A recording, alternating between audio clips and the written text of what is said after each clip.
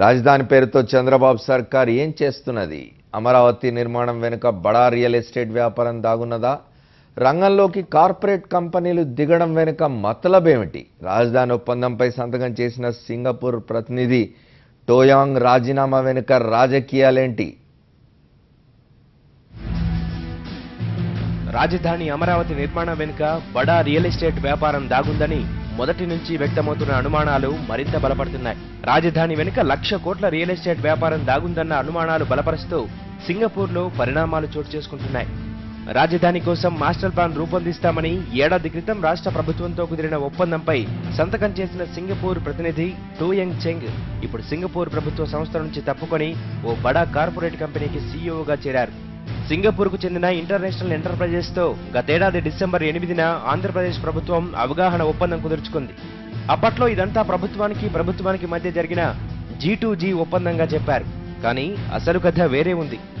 International enterprises సంస్థ ప్రతినిధిగా ఒప్పందం పత్రాలపై సంతకం చేసిన టోయాంగ్ చెంగ్ ఇప్పుడు రాజధాని మాస్టర్ ప్లాన్ రూపొందించిన సుర్బానా జురాంగ్ సంస్థకు సీఈఓగా చేరబోతున్నారు. మాస్టర్ ప్లాన్ తయారయ్యేంత వరకు సుర్బానా జురాంగ్ సంస్థలు వేరువేరు కార్పొరేట్ సంస్థలుగా కొనసాగాయి. మాస్టర్ ప్లాన్ పని పూర్తి కాగానే ఆ రెండు కంపెనీలు ఒకటయ్యాయి. విలీనమైన ఆ రెండు సంస్థలు సుర్బానా జురాంగ్కు టోయాంగ్ ఇప్పుడు సీఈఓగా చేరబోతున్నారు. ఏ ప్రైవేటు కంపెనీలకైతే మాస్టర్ ప్లాన్ తయారు చేయమని చెప్పారో ఆ కంపెనీకే సీఈఓగా చేరుతున్నారన్నమాట. సింగపూర్ ప్రభుత్వ పరిధిలో ఇంటర్నేషనల్ ఎంటర్ప్రైజెస్ ఒక కార్పొరేషన్.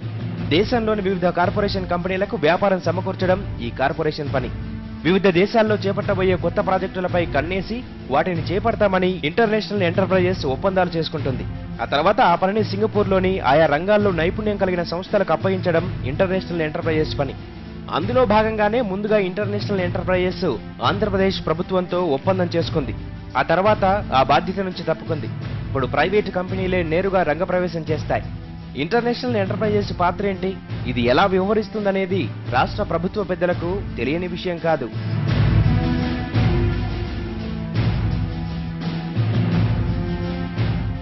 ఐఈ ద్వారా మార్గం సుగమం చేసుకున్న తర్వాత ఆయా ప్రైవేటు కంపెనీలు ఒప్పందాలు చేసుకున్న ఆయా ప్రభుత్వాలు ప్రాజెక్టుల యాజమాన్యాలతో బేరసారాలు, సబ్ కాంట్రాక్టులు చేసిన పనికి ప్రతిఫలంగా విపరీతమైన లాభాలు కోరడం, దానికి అనుగుణంగా రాష్ట్ర ప్రభుత్వ పెద్దలు తమ బినామీలకు సబ్ కాంట్రాక్టులు, ఇలా ఒక్కొక్కటిగా సాగుతుంది. ఇప్పుడు అమరావతి కోసం రాజధాని ప్రాంత అభివృద్ధి మండలిని ప్రభుత్వం ఏర్పాటు చేసింది. ఇక ఒప్పందాలన్నీ CRDA ఆ కంపెనీలకు మధ్య జరగాలి. ఇది కేబినెట్ నిర్ణయం. ఇంతకీ CRDA చైర్మన్ ఎవరంటే ముఖ్యమంత్రి చంద్రబాబు నాయుడు.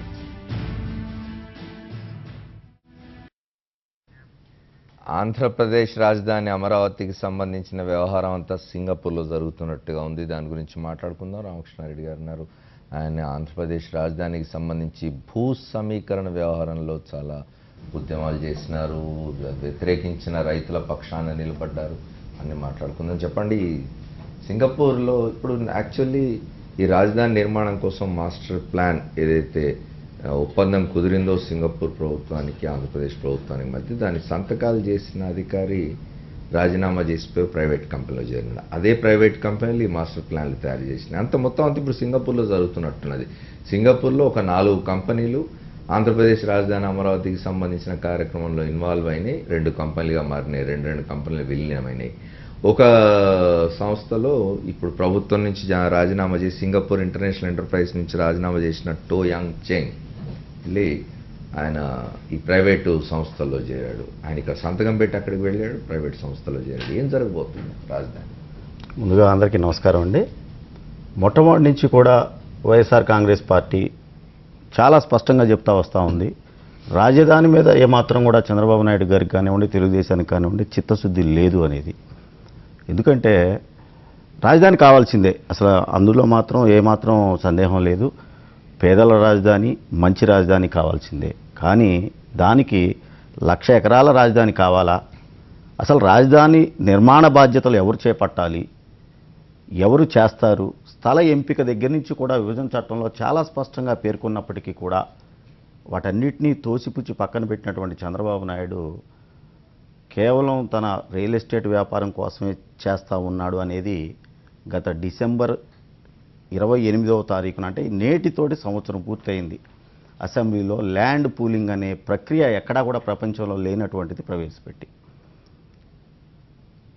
దాని దగ్గర నుంచి కూడా ఈ రోజు వరకు కూడా సింగపూర్ ప్రభుత్వానికి కానివ్వండి, సింగపూర్లోని ప్రైవేటు సంస్థలకు కానివ్వండి, ఇటు ఆంధ్రప్రదేశ్ ప్రభుత్వానికి కానివ్వండి, ఆంధ్రప్రదేశ్ ప్రభుత్వం ఏర్పాటు చేసినటువంటి సిఆర్డీఏ కానివ్వండి, మధ్య ఎలాంటి చర్చలు జరిగినాయి, ఎలాంటి రాతకోతలు జరిగినాయి అని మేము ఎన్నిసార్లు అడిగినా, నేను మంగళగిరి శాసనసభ్యుడిగా ఎన్నిసార్లు లెటర్లు రాసిన సిఆర్డీఏ కమిషనర్ గారికి, అంతేకాదు రైట్ ఇన్ఫర్మేషన్ యాక్ట్ కింద అప్లై చేసినప్పటికీ కూడా ఇవన్నీ కాన్ఫిడెన్షియల్ జీవోసు, ఇవన్నీ కాన్ఫిడెన్షియల్ మ్యాటర్సు, మీకు ఇవ్వము అని చెప్పి సమాధానం వచ్చిందే తప్ప ఉన్న వాస్తవాలను మాత్రం ఏమాత్రం బయటపెట్టలేదండి.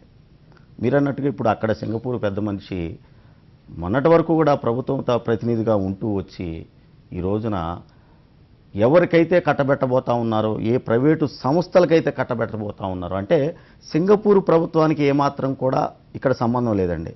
సింగపూర్ ప్రభుత్వంలో దేశంలో ఉన్నటువంటి ప్రైవేటు కంపెనీలకి ఇక్కడ సిఆర్డీఏ అగ్రిమెంట్ ఎంటర్ అయింది కూడా. మరి నిన్నటిదాకా ప్రభుత్వంలో ఉన్నటువంటి పెద్ద మనిషి వాళ్ళు అక్కడ రాజీనామాలు చేసేసి వచ్చి ప్రైవేట్ సంస్థలో ఉన్నాడు అని చెప్పేసి అంటూ ఉంటే ఇది ఖచ్చితంగా రియల్ ఎస్టేట్ వ్యాపారమేనండి ఒకటి. అంతేకాదు మొన్న ఈ మధ్య మనం చూసాం, ఈనాడు పేపర్లోనే చాలా స్పష్టంగా రాశారు, అక్కడ ఉన్నటువంటి కంపెనీలు ఏవైతే ఉన్నాయో ఆ కంపెనీలన్నీ కూడా గొంతెమ్మ కోరికలే కోరుతా ఉన్నాయి అని, వాళ్ళు కోరుతున్న కోరికలు వాళ్ళకి ఎందుకు ఇవ్వకూడదు అని చెప్పి చాలా స్పష్టంగా ఈనాడు పేపర్ రాసిందండి. ఇది శుక్రవారం 11వ తారీఖున ఇది ప్రింట్ అయిందండి. ఇది వచ్చింది బ్యానర్ ఐటమ్. ఓకే. 11వ తారీఖు నుంచి ఈనాటి వరకు కూడా ఏం జరిగింది, ఇలా రాసినటువంటి ఈ బ్యానర్ ఐటము మళ్ళా తిరిగి ఈ రోజున అయ్యే కంపెనీలకి కట్టబెడతా ప్రభుత్వం సిఆర్డీఏ నిర్ణయం తీసుకుంది అని అంటే, మరి ఆ రోజు ఏ క్వశ్చన్లు అయితే వేశారో మరి ఈనాడు వాటిని ఏం చేశారు, వాటికి సమాధానం వచ్చిందా లేదా, ఎలాంటి మార్పులు చేర్పులు జరిగినాయి, ఎవరికి ఇందులో మరి వాటాలు ముట్టబోతా ఉన్నాయి, వాటన్నిటినీ కూడా బయటికి వెల్లడించకుండా ఇవాళ పూర్తిగా వన్ సైడెడ్గా చేసుకుంటూ పోతా ఉన్నారండి.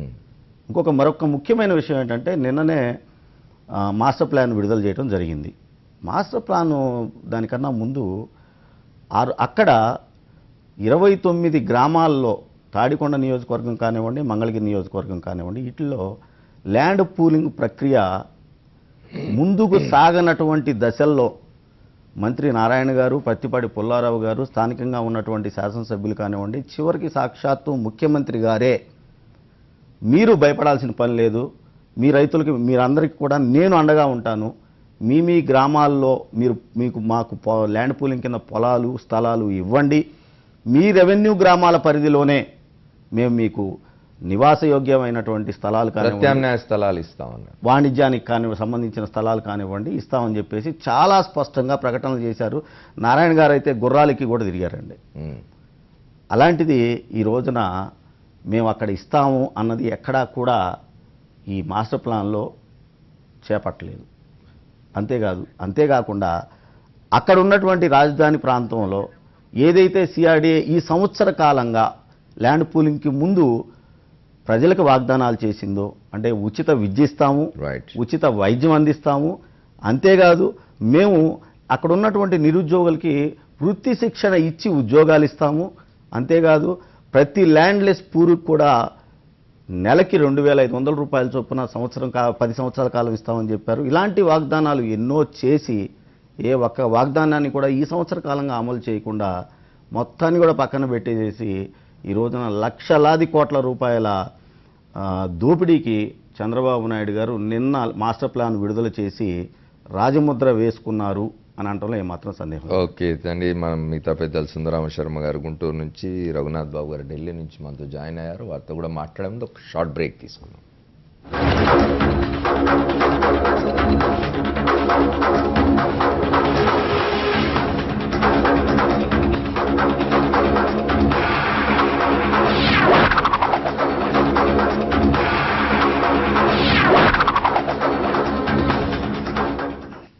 Welcome back to the fourth estate. మనం అమరావతి బొమ్మల వెనుక భాగవతం గురించి మాట్లాడుకుంటున్నాం. మనతో లక్ష్మీనారాయణ గారు కూడా జాయిన్ అయ్యారు, సీనియర్ అనలిస్ట్. వారితో కూడా మాట్లాడదాం. అట్లాగే సుందరరామ శర్మ గారు ఉన్నారు గుంటూరులో, ఢిల్లీలో రఘునాథ్ బాబు గారు ఉన్నారు భారతీయ జనతా పార్టీ నాయకులు. ముందుగా లక్ష్మీనారాయణ గారు చెప్పండి, ఆంధ్రప్రదేశ్ రాజధాని అమరావతి నిర్మాణానికి సంబంధించి మొదటి నుంచి వివాదాలు, అనేక వివాదాలు, భూ సమీకరణ దగ్గర నుంచి వివాదాలు మొదలైనవి. చివరికి అమరావతి నిర్మాణానికి సంబంధించిన ఇవన్నీ కూడా మొదలైనాయి అన్నారు. సింగపూర్తో ఒప్పందాలు జరిగినాయి, సంతకాలు జరిగినాయి అన్నారు. సింగపూర్ ప్రభుత్వం తరఫున సంతకం చేసిన ఆయన సింగపూర్ వెళ్ళిపోయి రాజీనామా చేసినాడు ప్రభుత్వానికి. చేసి ఏ ప్రైవేట్ కంపెనీలకైతే ఆయన ఈ మాస్టర్ ప్లాన్ తయారు చేసే బాధ్యత ఇచ్చినాడో, సుర్బానా, జురాంగ్ అనే కంపెనీలకు, ఆ రెండు కంపెనీలు విలీనమై ఒక సంస్థగా ఇప్పుడు ఆయన దానికి సీఈఓ అవుతున్నాడు. అసలు ఏం వస్తుంది, ఏం రాదు, ఏం జరుగుతుంది, ఏం అర్థం కాని స్థితి ఉన్నది వాళ్ళ. ఇవాళ విభజన చట్టం అమలులోనే దాదాపు 20 నెలలు అవుతున్నా సరైనటువంటి రీతిలో నడక సాగడం లేదనేది చాలా స్పష్టం. రాష్ట్ర రాజధాని నిర్మాణం కూడా దాని పట్ల కేంద్ర ప్రభుత్వం వహించాల్సినటువంటి శ్రద్ధ పెట్టడం లేదనేది కనిపిస్తూ ఉంది. పరిపాలనా భవనాలన్నీ కూడా నిర్మిస్తామని చట్టంలో పేర్కొన, సరే రాష్ట్ర ప్రభుత్వం భూములు సేకరించి స్థలాన్ని నిర్ధారించిన తర్వాత మేము డబ్బులు ఇస్తాము, 500 కోట్లు 1000 కోట్లు అని ఈ డబ్బు ఇచ్చేటువంటి పరిమితమైనటువంటి కర్తవ్యం వరకే వాళ్ళు చూస్తున్నారు. ఈ దేశంలో ఆంధ్రప్రదేశ్ ఒక అంతర్భాగం. కేంద్ర ప్రభుత్వం మీద రాష్ట్రాన్ని చీల్చింది, రాజధాని కూడా లేదు. ఆ రాజధానిని నిర్మించి త్వరితగతిన పాలనా యంత్రాంగాన్ని అక్కడ నుంచి పనిచేసేటట్టుగా చేయాల్సినటువంటి బాధ్యత కేంద్ర ప్రభుత్వం కూడా ఎంతో కొంత వహించాలనేటువంటి స్పృహ ఉన్నట్టుగా కనిపించడం.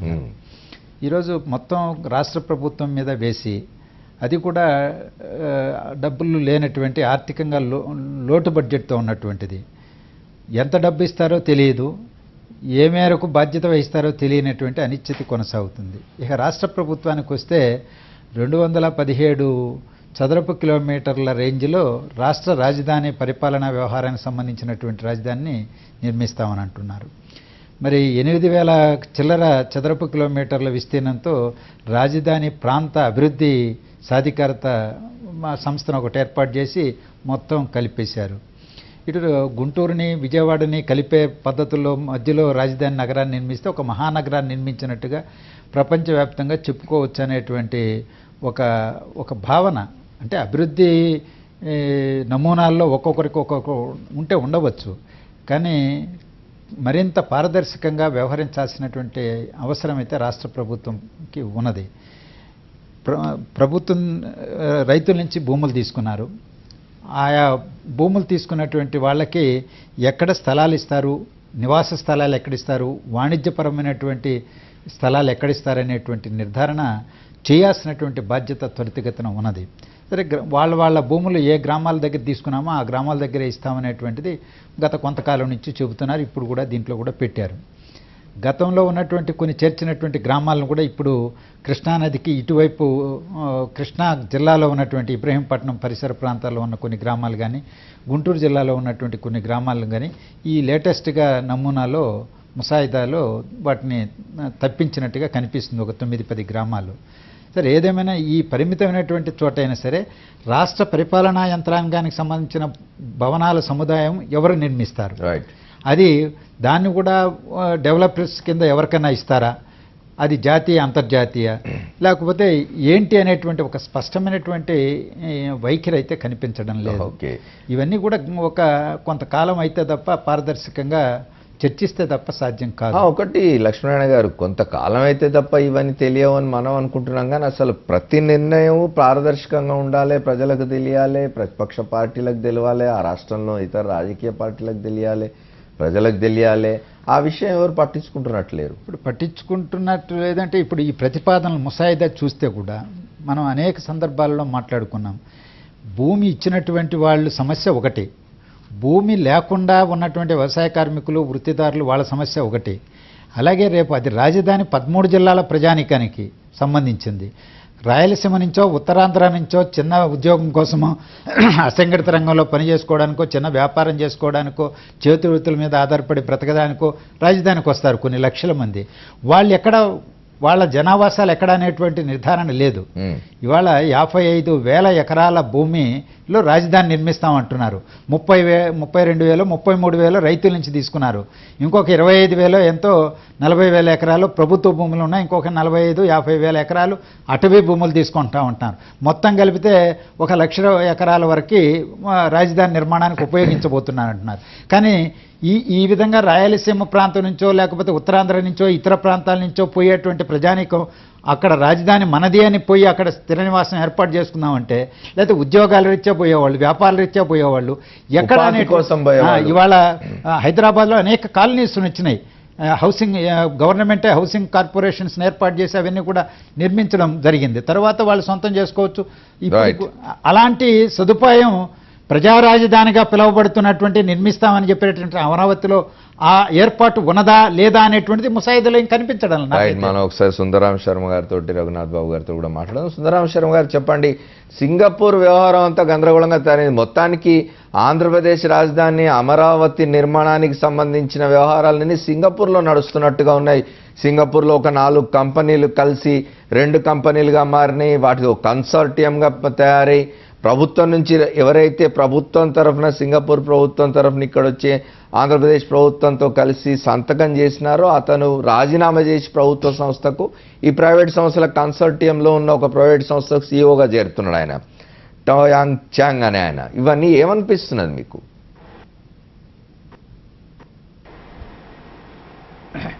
సార్ అమర్ గారు, మనకి చిన్నప్పుడు ఒక పాట ఒకటి గుర్తుందో లేదో మీకు, బయోస్కోప్ భలే తమాషా చూపిస్తుంది, కాశీపట్నం చూడరా బాబు ఇది కాళహస్తి కానే కాదు అని చెప్పని మనకు ఒక చిన్న పాట ఒకటి మంచి ఆ రోజుల్లో ఫేమస్. ఓకే, మనకి చూపిస్తున్నటువంటిది అదే రకమైనటువంటి తమాషా చూపిస్తూ ఉంది. నిజం చెప్పాలంటే ఇవాళ బ్రహ్మాండమైనటువంటి అమరావతిని ఒక పెద్ద మహత్తరమైన నిర్మిస్తామని చెప్పి సింగపూర్ ప్రభుత్వంతో మేము అవగాహన పత్రం చేసుకుంటున్నాము అని చెప్పి ఆ రకంగా నిర్ణయం తీసుకుని ఈ రోజున మళ్ళా సింగపూర్కి సంబంధించినటువంటి ప్రైవేటు సంస్థలతోటి ఇవాల్టి రోజున ఈ రకమైనటువంటిది చేయటం అనేటువంటిది ఒక రకంగా చెప్పాలంటే వ్యాపార ధోరణి తప్ప మీరు చూసినట్లయితే 2050కి 25 లక్షల జనాభా ఉంటుందని చెప్పని 15 లక్షల మంది ఉద్యోగ ఉపాధి అవకాశాలు కల్పిస్తామని చెప్పని మాత్రం జరిగింది. అది ఎప్పటికీ 2050 అంటే ఇప్పటి వరకు 2050కి అంటే అప్పటి వరకు ఏం చేస్తుంది ఈ ప్రభుత్వం? అప్పటి వరకు అక్కడ ఉన్నటువంటి వాళ్ళ కోసం ఇన్ని వేల కోట్ల రూపాయలు, ఇన్ని వేల ఎకరాలను 3 పంటలు పండుతున్నటువంటి పొలాలను ఈ రకంగా నాశనం చేయటం ఎంతవరకు అనేటువంటిది ఈ ప్రభుత్వం ఆలోచన చేయటం లేదు సార్. ఇంకొకటి కూడా ఏంటంటే ఇవాళ పూర్తి వ్యాపార ధోరణితోటి పూర్తిగా తనకు కావలసిన వాళ్ళకి లేదా కాంట్రాక్టులు ఇప్పించుకోవటం కోసం మాత్రమే ఈ రోజున ఈ రకమైనటువంటిది జరుగుతున్నది తప్ప ఈ రాష్ట్ర ప్రయోజనాల కోసం కానీ ఈ రాష్ట్ర ప్రజల శ్రేయస్సు కోసం కానీ ఈ యొక్క ప్రభుత్వం చేయటం లేదు. ఇవాళ బాగా ఇది రూఢి అయిందండి. మొన్ననే మీరు చూశారండి, 99 సంవత్సరాల పాటు ఈ ల్యాండ్స్ అన్నీ కూడా ప్రైవేటు ల్యాండ్స్ అన్నీ కూడా మేము దారాదత్తం చేసేస్తాము అని చెప్పడం జరిగింది. తర్వాతన మొన్ననే మనం కొన్ని రోజుల క్రితం అనుకున్నామండి, ఈ యొక్క భూములకి 25 కిలోమీటర్ల దూరంలో మాత్రమే రైతులకి ప్లాట్లు కేటాయించాలి అని చెప్పడం జరిగింది. తర్వాత ఇప్పుడు ఇస్తున్నటువంటి భూముల్ని బ్యాంకుల్లో పెట్టి లోన్లు తీసుకుంటామని కూడా ఆ రోజున అక్కడ ప్రైవేట్ కంపెనీలు ఏవైతే సింగపూర్ నుంచి వచ్చినాయో వాళ్ళందరితోటి కూడా జరిగింది. వీటన్నిటినీ ఒక రకంగా ప్రభుత్వం ఒప్పుకునే ఉందని చెప్పనేటువంటి అనుమానం కూడా ప్రజలకు కలుగుతుంది. ఎందుకంటే నిన్న అసెంబ్లీలో ఎప్పుడైతే అపోజిషన్ కూడా లేకుండా ఎవ్వరూ లేకుండా 99 సంవత్సరాల లీజ్ ఇవ్వడానికి ఎప్పుడైతే ప్రభుత్వం చట్టం పాస్ చేసిందో అప్పుడే మనకి ఇంకా మిగతా వాటికి కూడా ప్రభుత్వం బహుశా ఒప్పుకుంటున్నట్టుగా మనకు అనిపిస్తూ ఉంది. ఈ రోజున ఈ రకమైనటువంటి వ్యాపార ధోరణి కనుక కంటిన్యూ అయినట్లయితే అమరావతి ఇప్పుడప్పుడే ఎట్టి పరిస్థితుల్లో ప్రజలకి అందుబాటులోకి రాదు అనేది కూడా మనం నిష్పక్షంగా చెప్పొచ్చండి. Okay sir. ఎందుకంటే ఇవాళ చెప్పినటువంటి దాని ప్రకారం ఇవాళ ఇచ్చినటువంటిది 30 రోజుల టైం ఇచ్చారండి.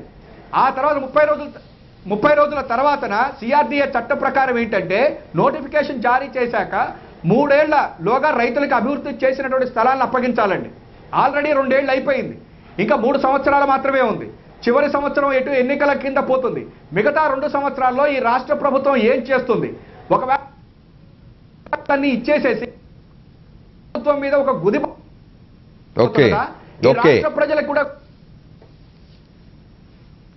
శర్మ గారు, let me talk to Raghunath Babu గారితో ఒకసారి మాట్లాడుస్తాను నేను. రఘునాథ్ బాబు గారు చెప్పండి, ఇంతకుముందు లక్ష్మీనారాయణ గారు చెప్తున్నారు ఆంధ్రప్రదేశ్ భారతదేశంలో అంతర్భాగం, ఆంధ్రప్రదేశ్ రాజధాని నిర్మాణానికి సంబంధించి కేంద్రం అసలు ఏం పట్టించుకుంటున్నట్టుగా లేదంటున్నారు. ఇంత గందరగోళం జరుగుతున్నది. ఇవాళ నిజానికి సింగపూర్ ప్రభుత్వం తరఫున సంతకం చేసి వెళ్ళిన వ్యక్తి దానికి రాజీనామా చేసి ప్రైవేట్ కన్సార్టియంకు హెడ్గా చేరినప్పుడు అసలు ఈ రాష్ట్ర ప్రభుత్వం ఈ ఒప్పందాన్నే రద్దు చేసుకోవాలి కదా. అప్పుడు అమర్ గారు, సార్, లక్ష్మీనారాయణ గారు చెప్పినట్టుగా కేంద్ర ప్రభుత్వం ఏమి చేయటం లేదనేది ఏమాత్రం కరెక్ట్ కాదు. ఎందుకంటే ఇప్పటి వరకు అక్కడ ల్యాండ్ ఎక్విజిషన్ అవ్వకపోయినా లేకపోతే డిజైన్ అవ్వకపోయినా 850 కోట్లు అడ్వాన్స్గానే ఇచ్చేయడం జరిగింది. ఇదేమో మన రాజధాని దేశంలో మొట్టమొదటి ఏర్పడుతుంది కాదు. బాంబే నుంచి బయటకు వచ్చి గుజరాత్ రాజధాని ఏర్పడింది, అహ్మదాబాదు, అక్కడి నుంచి మొదలు పెట్టుకుంటే మొన్న ఛత్తీస్గఢ్ నయా రాయ్పూర్ వరకు ఎన్నో రాష్ట్రాలు ఏర్పడినాయి, రాజధానులు ఏర్పడినాయి. వాటికన్నా భిన్నంగా ఇక్కడ ముందస్తుగానే కొంత డబ్బులు ఇవ్వడం జరిగింది. మరి ఎక్కడ ఏ రాష్ట్రంలో లేని విధంగా వివాదాస్పదం అవుతున్నది కదా ఆంధ్రప్రదేశ్ రాజధాని. అది కాదు. అయితే ఇక్కడ ప్రాబ్లం ఏమొచ్చిందంటే ఇక్కడ కొంత యాంబిషియస్గా చాలా పెద్ద ఎత్తున ఏదో ఒక తరతరాలకి లేకపోతే దేశంలోనే నెంబర్ 1గా ఉండాలని ఈ సీఎం గారు కొంత ఒక రకం చెప్పాలంటే కొంత హై రిస్క్ తీసుకుంటున్నటువంటి విషయం. ఎందుకు హై రిస్క్ అని నేను అంటున్నానంటే ఆయన ఈ చుట్టూ ఉన్నటువంటి ఈ విజయవాడ, గుంటూరు, ఈ తెనాలి, ఈ పొన్నూరు మొత్తం ఈ 9 సత్తెనపల్లి ఈ మొత్తం ఊళ్ళన్నీ కూడా కలిపి ఈ మధ్యలో ఈ రాజధానితో ఒక మహానగరంగా ఏర్పడాలనేది బహుశా ఆయన ద్వారా ఎప్పటికైనా కానీ జరగాలని. అయితే ఇది ఎంతోమంది అక్కడికి ఎంప్లాయ్మెంటు అవకాశాలు వస్తే కానీ జరగదు. అయితే ఈరోజు నేను చూసింది 5 లక్షల మందికి మాత్రమే ఎంప్లాయ్మెంట్ అంటే 25 లక్షలు. ఈ 5 లక్షల్లో 1 లక్ష 2 లక్షల మందికి ఎంప్లాయ్మెంట్ అయితే తేలిగ్గానే వస్తాయి. ఎందుకంటే ఒక 40,000 మంది గవర్నమెంట్ ఎంప్లాయీసే వస్తారు. దానికి కావాల్సిన సపోర్టింగు లేదా సెంట్రల్ గవర్నమెంట్, బ్యాంకులు ఇలాంటివన్నీ కలిపి వస్తాయి. 1 లక్ష 2 లక్షలకు ఇబ్బంది లేదనుకోండి. ఆ పైన 5 లక్షలు కూడా అచీవబుల్ టార్గెటే. కాకపోతే ఇంత హై రిస్క్ తీసుకుని రేపు అక్కడ ఈ రేట్లు కూడా ఉండాలి. ఇప్పుడు సీఎం గారు ఈ ల్యాండ్ ఎక్విజిషన్ ఈ కొత్త పద్ధతి పెట్టారు, పూలింగ్. ఈ పూలింగ్లో రైతులకు ఇచ్చినటువంటి ల్యాండ్కి దానికి ధర కంటిన్యూగా నిలబడాలి, అది కూడా ఇంపార్టెంట్. సరే, మీరు బయట అపోహ ఏంటి, ఈ ల్యాండ్ ఏదో ఇతర సింగపూర్ వాళ్ళకి కట్టబెడతారు అని. మరి వాళ్ళకు కూడా ఈ ల్యాండ్ ప్రైస్ నిలబడాలి. రేపు ల్యాండ్ పడిపోతే, ధర రేటు పడిపోతే ఆ బిల్డింగ్లు కట్టి ఇన్వెస్ట్మెంట్ పెట్టి వాళ్ళకి నష్టమే. కాబట్టి ఒక రకంగా కత్తి మీద సాము, కరెంటు వైర్ల మీద నడిచినట్టు సీఎం గారు చేస్తున్నారు. అయితే ఎంత సక్సెస్ అయితే మాత్రం. సార్ బాబు గారు, ఆర్కేనండి, ఇప్పుడు అంత రిస్క్ తీసుకోవాల్సిన అవసరం ఈ టైంలో చంద్రబాబు నాయుడు గారికి ఉందా?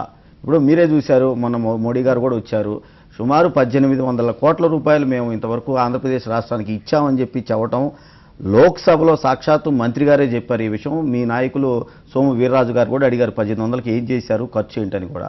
ఏమంటే వందల వేల కోట్ల రూపాయలతోటి ఇవాళ రాజధాని నిర్మించి లక్షలాది ఉద్యోగాలు ఇస్తాము, అది కూడా హై రిస్క్ అని చెప్పాల్సినంత అవసరము రాజధాని అవుద్దో లేదో అనేది మీ మాటల ద్వారా వ్యక్తం అవుతున్న ఈ సందర్భంలో మీరు అసలు ఏమంటే వేశారు, మీరు ఎందుకు ఇంత రిస్క్ తీసుకుంటారు, అసలు మీరెందుకు రాజధాని నిర్మాణం చేపట్టాలి, మేము చేపడతాము, అది కేంద్ర ప్రభుత్వం బాధ్యత అని చెప్పి ఈ టైంలో అయినా సరే, ఇప్పటికీ సంవత్సరం అయింది సార్, ఒక్క అడుగు కూడా ముందుకు వేయలేదు. ఇంకా మిగిలింది కేవలం అంటే ఇప్పటికి సంవత్సరం 18 నెలలు దాటిపోయింది. మిగిలిన 3.5 సంవత్సర కాలంలో ఇంత పెద్ద రాజధానిని మనం చేయగలుగుతామా, లేదా నవ్వుల పాలవుతామా, లేదా అసలు ఇవాళ సింగపూర్ ప్రభుత్వంలో ఉండి సంతకం చేసిన వ్యక్తి ఇవాళ ప్రైవేటు సంస్థలోకి వెళ్ళిపోయి ఇలాంటి ఎన్నో అనుమానాలు తలెత్తుతున్న ఈ తరుణంలో మీరెందుకు పెద్దలుగా కేంద్ర ప్రభుత్వం ఎందుకు అసలు అలాంటి స్టెప్ తీసుకోకూడదు, మీరెందుకంటే కడతారు, అది విభజన చట్టంలో భాగంగా మేము నిర్మించిస్తాం, మీకు అండదండగా మేము నిలబడతామని చెప్పొచ్చు కదా సార్. ఇప్పుడు కేంద్రం నుంచి మేము చేయాల్సిందల్లా ప్రధానమైనటువంటి బిల్డింగ్లు కట్టాలి. ఉదాహరణకి సెక్రటేరియట్, లేదా అసెంబ్లీ, ఈ రాజ్భవను, ఈ క్వార్టర్సు, ఇటువంటి ఎంప్లాయీస్కి అరేంజ్మెంట్లు వీటి వరకు కట్టాలి. విభజన చట్టంలో ఉన్న ప్రకారంగా అయినా అంతే. దాని వరకు ఎక్కువ తక్కువ ఎలాగైనా చేస్తాము. మేము ఇచ్చిన డబ్బుల్ని దానికే వాడుకుంటారు సార్. ఇప్పుడు ఇక్కడే ఈ మీరు చెప్తున్నటువంటి ఈ బిల్డింగుల నిర్మాణ వ్యవహారాల్లోనే రియల్ ఎస్టేట్ వ్యాపారం జరగబోతా ఉన్నది అనేది చాలా స్పష్టంగా తెలిసిపోతుంది. ఈ తరుణంలో మీరు ఎందుకు అడ్డుకట్ట వేరు చంద్రబాబు నాయుడు గారికి? ఇక్కడ రియల్ ఎస్టేట్ వ్యాపారం మీరు అంటే ఊహిస్తుంది కానీ, లేకపోతే చర్చ జరుగుతుంది కానీ, ఏంటంటే ఈ కట్టే ఈ సింగపూర్ వాళ్ళకో ఏదన్నా ఈ అప్పచెబుతారు అనేది కదా వాళ్ళ అపోహ. సార్ అపోహ కాదు సార్, చాలా స్పష్టంగా సార్. ఒక్క నిమిషం రఘునాథ్ బాబు గారు, ఇక్కడ మీకు చాలా స్పష్టంగా చెప్తాను నేను. ఫస్ట్ రాజధాని నిర్మాణం అమరావతిలో తలపెట్టినప్పుడు సింగపూర్ ప్రభుత్వంతో ఒప్పందం చేసుకుంటున్నాం, మాస్టర్ ప్లాన్ వారు తయారు చేసి ఇస్తారు, మన మీద ఉన్న వాళ్ళకు అభిమానం, తర్వాత చంద్రబాబు నాయుడు గారికి అక్కడున్న పలుకుబడి కారణంగా వాళ్ళు చేసిస్తామంటున్నారని చెప్పి సంతకాలు చేశారు. ఆ సంతకాలు చేసి వెళ్ళిన పెద్ద మనిషి అక్కడ ఆ పనిని ఒక 4 ప్రైవేట్ కంపెనీలకు అప్పచెప్పినారు. సుర్బానా, జురాంగ్ అనే కంపెనీలకు, తర్వాత అసెండాస్, సిన్బ్రిడ్జి అనే కంపెనీలు ఎంటర్ అయినాయి. ఇప్పుడు ఏమైంది, ఇతను ఆ ప్రభుత్వం నుంచి రాజీనామా చేసి సుర్బానా, జురాంగ్ అనే 2 కంపెనీలు కలిసి ఒక సంస్థగా ఏర్పడితే దానికి సీఈఓగా చేరబోతున్నాడు ఆయన. ఇప్పుడు ఈ సుర్బానా, జురాంగ్ 2 కలిపి ఒక సంస్థ, అసెండాస్, సిన్బ్రిడ్జ్ కలిపి 2 కలిపి ఒక సంస్థ. ఈ 4 సంస్థలు కలిసిన 2 సంస్థలు కన్సార్టియంగా ఏర్పడి మొత్తం ఈ పనులు చేయబోతున్నాయి. మీకు ఏమనిపిస్తున్నది ఇది? ఇప్పుడు అమర్ గారు ఒక విషయం చూడండి, వాళ్ళ ఏదో స్విస్ ఛాలెంజ్లో ఎవరికి ఊహలు అపోహలకు తావులేదండి. ఇక వాస్తవం మీ ముందు వస్తున్నాను నేను. సార్ ఇది ఒక్కసారి, అంతేకాకుండా బాబు గారు ఈ ఒక్కటి కూడా సార్, ఇప్పుడు వచ్చిన ఆ సంస్థలు కూడా చాలా స్పష్టంగా చెప్పినాయి. ఏం చెప్పినాయి అంటే, మేము ఒకసారి ఎంటర్ అయిన తర్వాత 25 కిలోమీటర్ల పరిధిలో ఎవరు ఉండటానికి వీల్లేదు, మొత్తం స్థలం మాకు అప్పచెప్పాలి, మేము పెట్టుబడులు పెట్టేది కేవలం 300 కోట్ల రూపాయలు మాత్రమే, ఈ 25 కిలోమీటర్ల పరిధిలో ఉన్న ప్రాంతాన్ని అంతటిని కూడా మేము బ్యాంకుల్లో పెట్టుకొని లోన్లు తెచ్చుకొని ఆ డబ్బులుతో మేము రాజధాని కడతాము అని చెప్పి చాలా స్పష్టంగా పరిమితులు 25 ఏళ్లలో మేము కడతాము, రీపేమెంట్ చేస్తామన్న టైంలో మరి సింగపూర్ చేసిన మెహర్బానీ ఏమిటి ఆంధ్రప్రదేశ్కి? ఇప్పుడు అమర్ గారు 300 కోట్ల కోసం, అమర్ గారు ఒక్క నిమిషం చెప్పండి, 300 కోట్ల కోసం వాళ్ళు పెట్టే పెట్టుబడి కోసం ఈ టర్మ్స్ అన్ని ఒప్పుకుంటారనేది అది అసంభవం, అసాధ్యం. ఈ కోట్లు సార్ అది ఒప్పుకొనే ఇవాళ మాస్టర్ ప్లాన్ విడుదల చేశారు సార్. లేకపోతే ఈ నెల 11వ తారీఖున ఈనాడు పేపర్లో రాసినట్లుగా దాన్ని మేము ఖండిస్తున్నామని కానీ, అలాంటి ఏమీ జరగలేదు మా మధ్యని కానీ, ఎక్కడా ప్రభుత్వం కానీ చంద్రబాబు నాయుడు గారు కానీ ప్రకటన చేయలేదు. జగన్నాథ్ గారు నేను ఒక షార్ట్ బ్రేక్ తీసుకొని వస్తాను మాట్లాడు.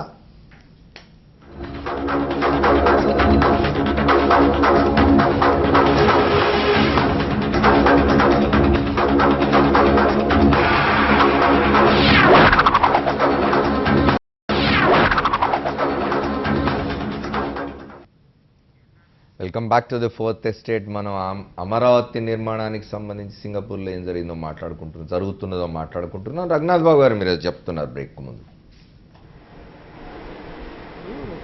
అక్కడ ఈ ల్యాండ్ ఇచ్చినటువంటి వాళ్ళకి వీలైనంత వరకు వాళ్ళ విలేజ్ దగ్గరలోనే ఇస్తామని కమిట్ అయ్యారు. కొన్ని ఊళ్ళల్లో ఇవ్వలేకపోవచ్చేమో, కానీ ఎక్కువగా అలా ఇవ్వడానికే ఒక ప్రయత్నం చేస్తున్నారు. అది ఒక ఆస్పెక్ట్.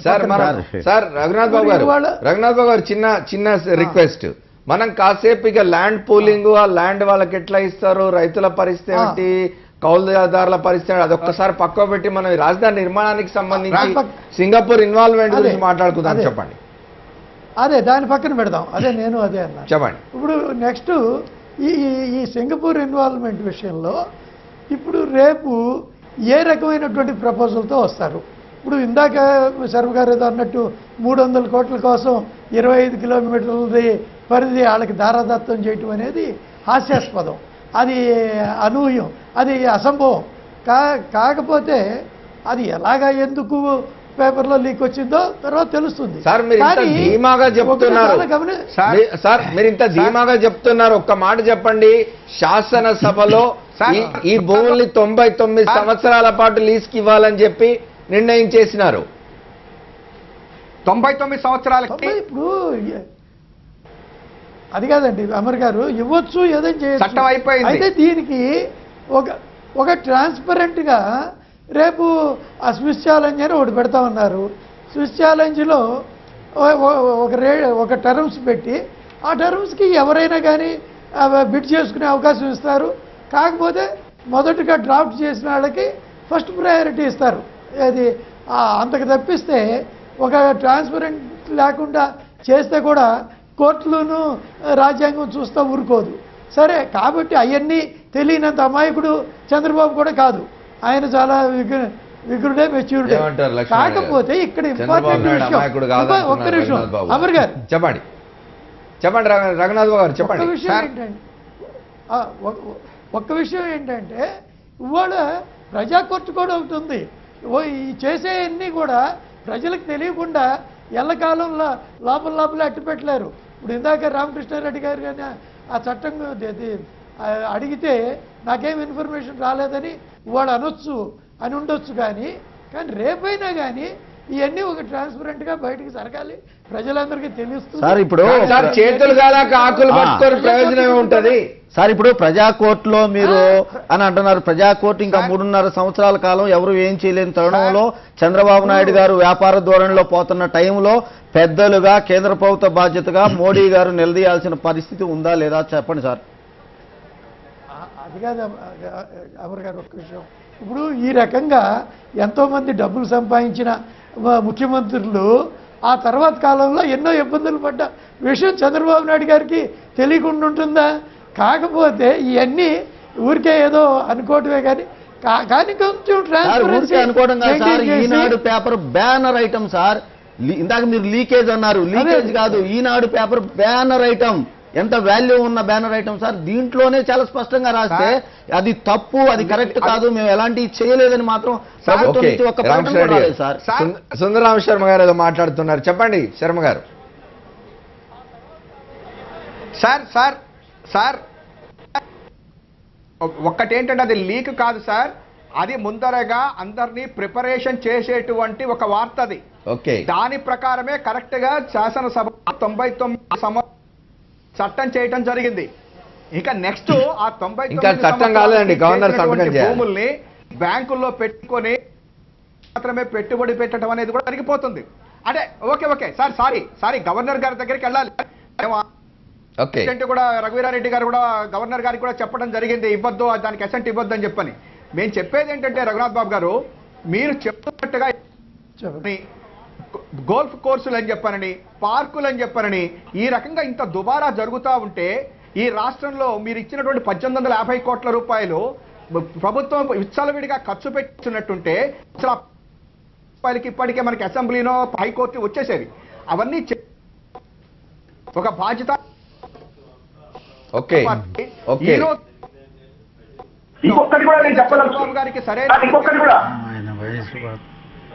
శర్మ గారు ఏదో డిస్టర్బెన్స్ వస్తుంది మీ దగ్గర, నేను మళ్ళీ మాట్లాడతాను మీతోటి, దయచేసి ఆగండి శర్మ గారు, నేను మళ్ళీ మాట్లాడతాను. లక్ష్మీనారాయణ గారు ఒక మాట చెప్పండి. మనం చాలా ఇవి చూస్తున్నాం, గ్రాఫిక్స్, తర్వాత అమరావతి రాజధాని నిర్మాణానికి సంబంధించి భవిష్యత్తులో ఎట్లా ఉండబోతుందని భవిష్యత్ చిత్రపటాన్ని అద్భుతంగా చూపిస్తున్నారు. అక్కడ ఎక్కడ పేదల ఇళ్ళు ఏం కనిపించడం లేదు. పేదలు ఎవరు ఉండరా అక్కడ? కూలీలు ఎవరు ఉండరా? కార్మికులు ఎవరు ఉండరా? మధ్యతరగతి లేదా పేద వర్గాలకు సంబంధించిన వాళ్ళు ఎవరు ఉండరా? Is it going to be a rich man's capital or people's capital? నేను అందుకనే మొదట ఇంటర్వెన్షన్లోనే ఆ ప్రశ్న, మౌలికమైన ప్రశ్న వేశాను. ఇది ప్రజారాజ్యాన్ని అన్నప్పుడు ఈ రకమైనటువంటి పేద ప్రజలు, అసంఘటిత కార్మికులు, వివిధ ప్రాంతాల నుంచి వచ్చేవాళ్ళు, వాళ్ళందరికీ నివాస స్థలాలు ఏ విధంగా ఏర్పాటు చేస్తారు? ఆ ప్లాన్లో అంతర్భాగంగా మనకేం కనిపించడం లేదని నేను ప్రశ్నించాను. నంబర్ 1 అది. రెండవది, ఇవాళ 99 సంవత్సరాలకు లీజ్ ఇవ్వడం అనేది దుర్మార్గమైంది. రాష్ట్ర ప్రభుత్వాలను 5 ఏళ్ల పాటు పాలన చేయమని చెప్పేసి అధికారం ఇస్తున్నారు. 99 ఏళ్ళు అంటే 4 తరాలన్నమాట. అంటే ఇప్పుడు 33 సంవత్సరాలకు ఉన్నప్పుడే 33 సంవత్సరాలకు లీజ్కి ఇచ్చినా కూడా ఏపీఐఐసి కానీ రాష్ట్ర ప్రభుత్వం కానీ ఈక్విటీ కలిగి ఉంటుంది.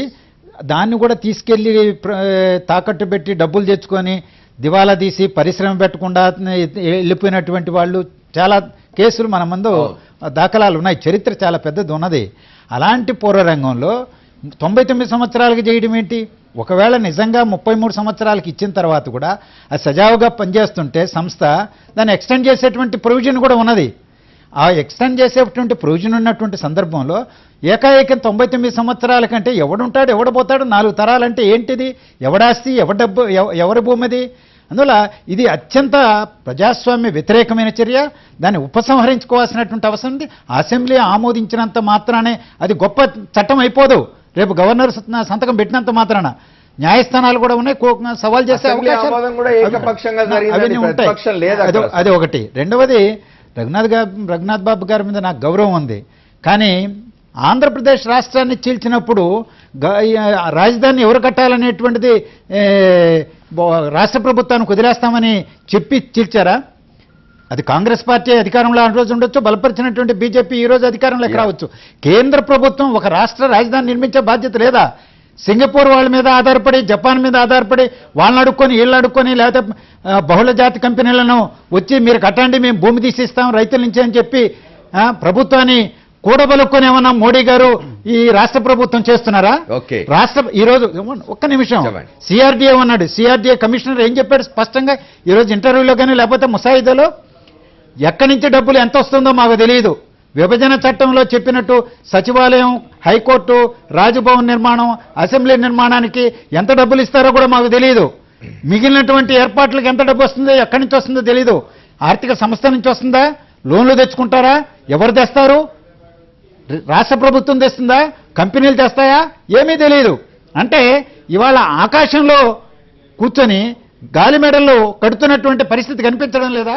20 నెలల తర్వాత కూడా ఇంత త్రిశంక స్వర్గంలో ప్రజలను పడేసి ఆడుకునేటువంటి పరిస్థితి కేంద్ర ప్రభుత్వం చేస్తుంటే మా బాధ్యత ఏం లేదని రఘునాథ్ బాబు ఏదో